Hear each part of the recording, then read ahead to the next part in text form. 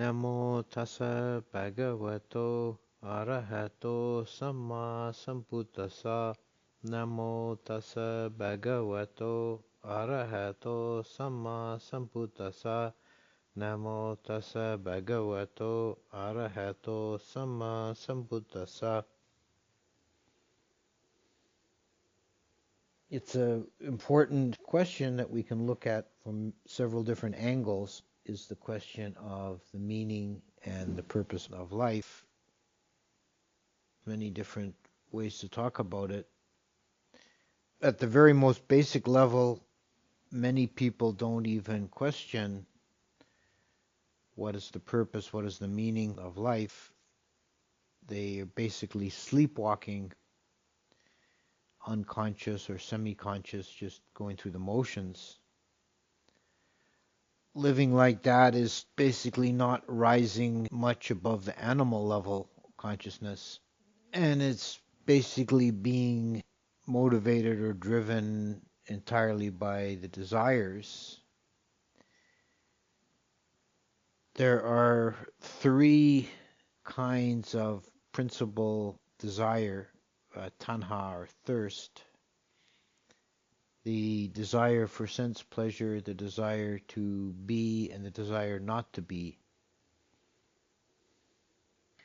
And for one who is not reflexive, who doesn't try to wake up, who's just sleepwalking through life, these desires are really all there are as motivating factors. The desire for sense pleasures is, for us as human beings, it's the most obvious one, the noisiest one. It's the one which demands the most immediate attention all the time. We want pleasant sights, sounds, tastes, smells, and touches. And we want to avoid unpleasant sights, sounds, smells, tastes, and touches. And this is the same as any animal wants the same thing. The reason we want these objects of sense is not for their own sake, but because the experience of them gives us a feeling of pleasure, happy feeling, sukha vedana. And this is what underlies all these kind of desires. We desire many different specific objects, and it changes from moment to moment, from day to day, from year to year, what objects we most desire. But it's always because we think or have experience with this object and know that it gives us this hit of happy feeling, sukha vedana. So using the sense objects as a vehicle for the acquisition or experience of happy feeling, of pleasure. And this is a very ephemeral kind of happiness. It's very transient, and it's unreliable, and it's uncertain, and it's dependent on externalities. So when the externalities are lost, when the desired object is lost, the happiness turns to sadness, and pleasant feeling and pleasure turns to grief and misery. So it's a very contingent and uncertain and unreliable and very temporary acquisition of this feeling, of pleasant feeling. But it serves as a potent psychological motivator in the world. And many people would say that the purpose of life is to experience as much happiness as you can. So these are factors that are very present in our ordinary day-to-day continuum. But the desire for sense pleasures is, of the three desires, it's really the most superficial. It does command our attention a lot at this plane of existence, because it's right on the surface and it's right there immediately clamoring, making the most noise. But more fundamental underlying it are the desires to be and not to be, bhava tanha, vibhava tanha. Desire to be is in its most primal form, it's just a desire to exist, the will to be. As it works out in our being, it manifests in the desire to be more than we are, to be somehow greater, to be more powerful, more popular, whatever, but to be a greater entity than we are. The flip side of that is a desire not to be, vibhava tanha, which is at its most primal form, it's a desire for not being, for annihilation. But it plays out in our ordinary experience as a desire to be less, particularly to be less conscious.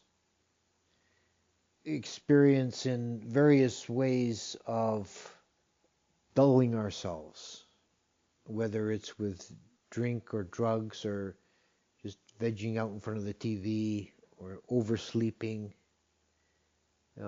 These are all ways of being less conscious, because at times it feels like a burden, and then it's scary to be awake. Right? It can be threatening, and it can be comforting, to just kind of sink into a morass of less consciousness.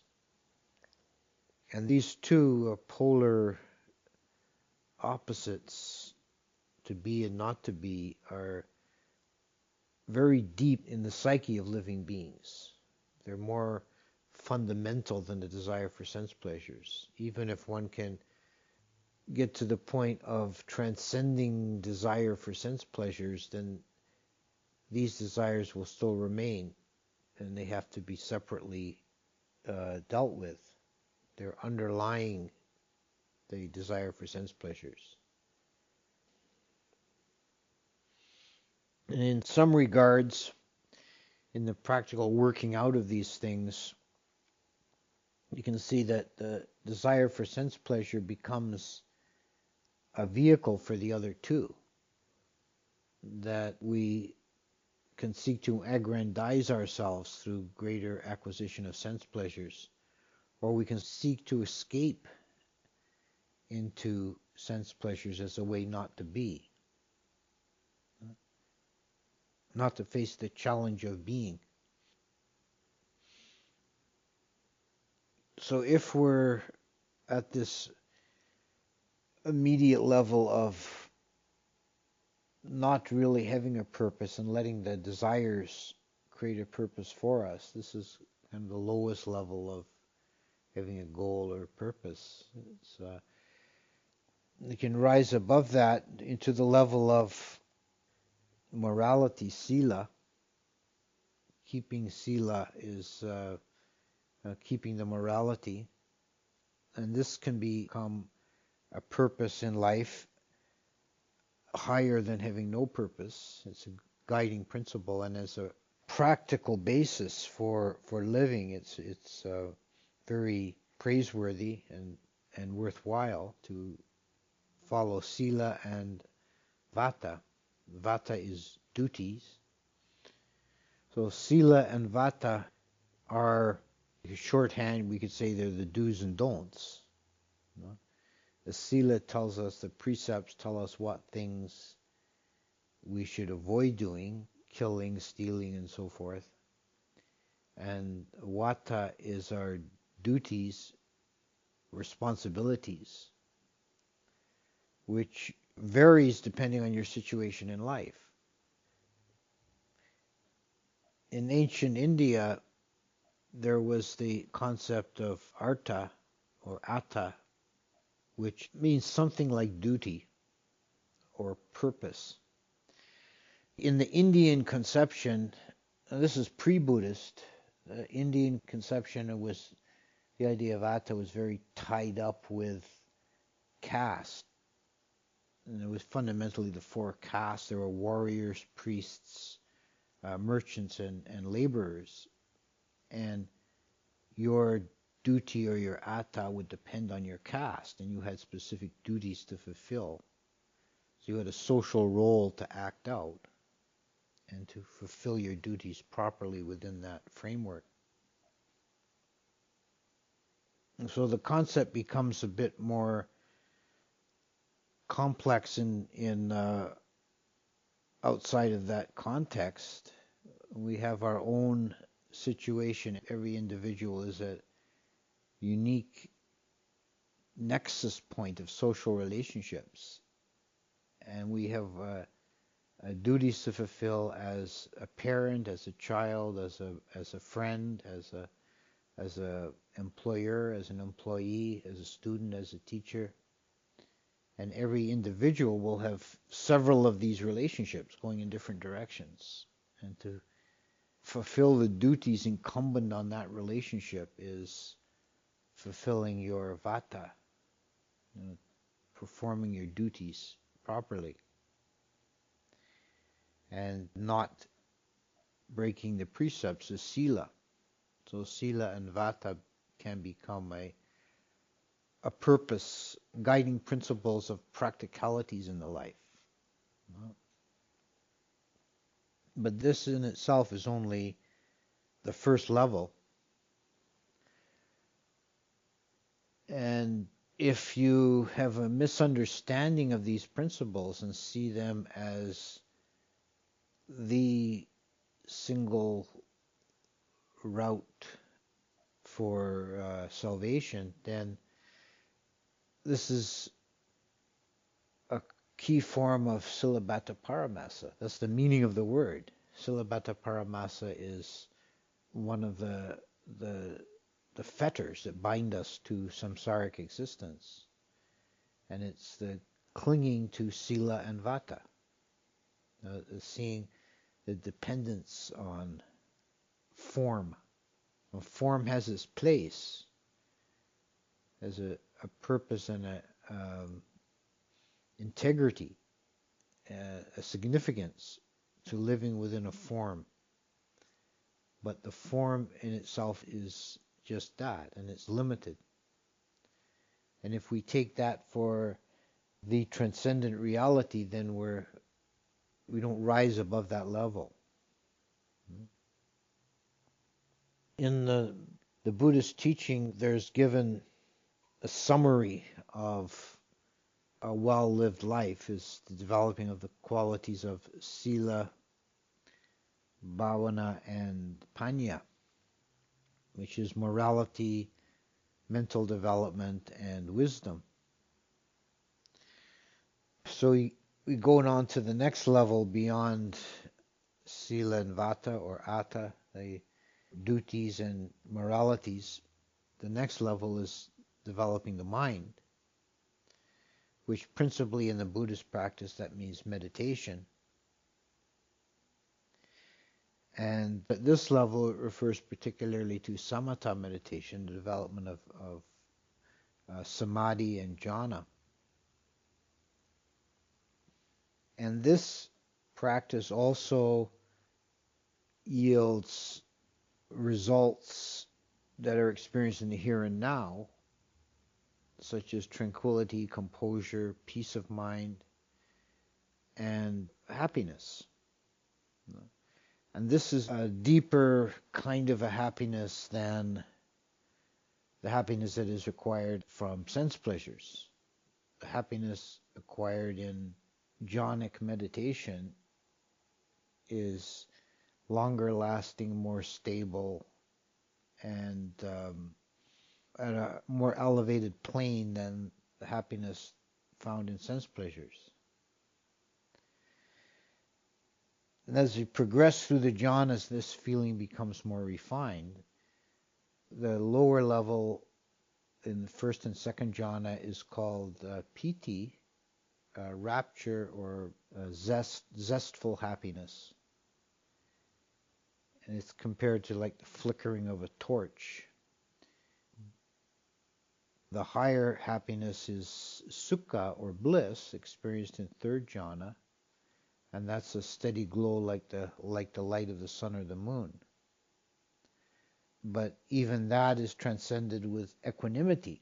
So there's that which is higher than happiness. So taking happiness as a purpose or goal of life is very incomplete, because beyond happiness the mind settles into equanimity, which is profound peacefulness. But even these experiences are considered to be within the domain of the conditionality of the conditioned existence. So although this is a higher goal, a higher purpose than before, it's still incomplete.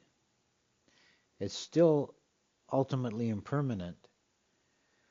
It's theoretically possible one could spend days in jhana, and then it's also even possible one could be reborn into a Brahma realm and experience jhana consciousness for eons of time. But it's still in the end impermanent that one will emerge from that state. So it's conditioned. Before the Buddha's time, these kind of states were taken in India as being the ultimate. And this is shown in the biography of the Buddha. Before he became enlightened, he went to various teachers, and they taught him the methods of accessing these states, and they claim that these are the highest possible states that a being can experience. And the Bodhisattva was such an extraordinary individual that he could realize that even the most subtle of these meditative states was not complete or transcendent. And he went off and sought his own path. Whereas almost anyone else would see no reason to disbelieve that this very refined state, this has got to be the ultimate. So beyond these meditative states is the level of wisdom, which is seeing things in their own nature as they actually are. And this is a higher goal and purpose of life than the ones we've touched on before. And that is the effort, the struggle, the work to attempt to wake up, to be fully awake, to be fully conscious. So what Buddha means is one who is awake. The word Buddha is a participle from the verb bodheti, to waken. And this is common in the Buddhist literature, that words with a sort of ordinary meaning are then used by the Buddha in a special, more elevated meaning. Like the ordinary sense of the word Buddha in Indian language was like, if you would ask, is somebody awake? He should be out of bed by now. Is he awake? Oh yeah, he's awake. He's Buddha. The actual meaning is, used by the Buddha is for one who's fully awake. And sometimes it's used in the phrase Sama Sambuddha, one fully awake by his own effort. Sama is complete, and Sam is self-generated. So a Sama Sambuddha is one who's fully awake by his own effort. If we take this purpose, we try and become more conscious moment by moment. We try to be aware of our own internal mind states, our own internal realities, our feelings and perceptions and reactions, thought processes. We try and bring them up into the light of consciousness. We're fully aware, so we become less reactive, less controlled and dominated by our mental stuff. We're dealing with things now on a conscious level, not on a reactive level. And we try to become more aware of externalities, of the objects of the senses, and to try to make an effort to understand the relationship between sense impression, perception, and consciousness, how that works and how we perceive the world. So we don't fall into a naive realism, but we're aware of and can deal with the externalities and the internalities. There are ways to develop this quality of wisdom principally through meditation practices that we call vipassana, which means clear seeing, which is a methodical, disciplined kind of introspection. We're looking at the contents of our awareness moment by moment and trying to see them in their own nature and not see them through filters of desire, of thought conception, of reaction, of judgment. But this is just as it is at this moment. This is the reality at this moment. So this becomes a goal and a purpose higher than the others. It's the purpose to try and be completely awake, to be completely aware, fully conscious. But even this is not quite the highest. This is a means to an end. The goal of the path is for full transcendence, to make an end of suffering. This is the Buddha's Four Noble Truths: suffering, the cause of suffering, the end of suffering, and the path leading to the end of suffering. And suffering is translating the word dukkha, which really means something more broad than suffering. It's the unsatisfactory, incomplete, imperfect nature of reality, of our conditioned reality, of our experienced reality. We're trying to transcend that. And we do that by fully, as the first Noble Truth says, the Noble Truth of suffering, and the Buddha said, understand this. Make an understanding of suffering. Make an understanding of dukkha. So we have to understand the conditioned realm to escape from it. This is what we do with vipassana.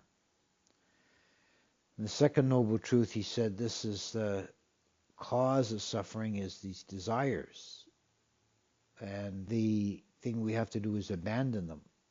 As long as we're giving in to those three desires, we can't fully understand the nature of reality.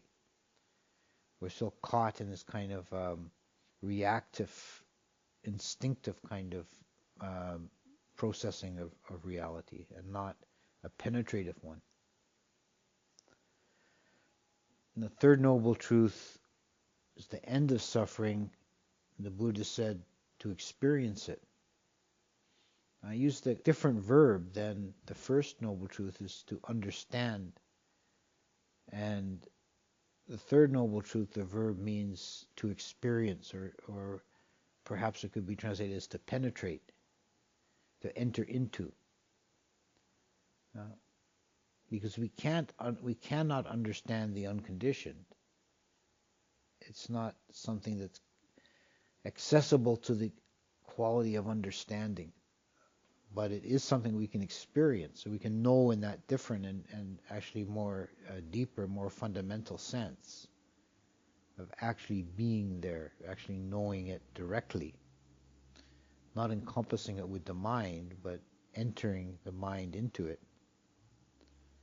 And the fourth Noble Truth is the path, the way, and the Buddha told us to practice it. And this is the way to make an end of suffering and to experience the unconditioned. So it becomes, in the end, the goal and purpose of life is to transcend ordinary conditioned existence and realize the unconditioned. And looked at from this highest perspective, then the conditioned existence is seen as being ultimately futile. So that looked at from this highest perspective, if one is asked what is the meaning of life, the answer is there is no meaning. It's pointless. It's meaningless because the conditioned existence uh, doesn't in itself go anywhere. It doesn't lead anywhere. Whatever is accomplished in the life is without ultimate meaning.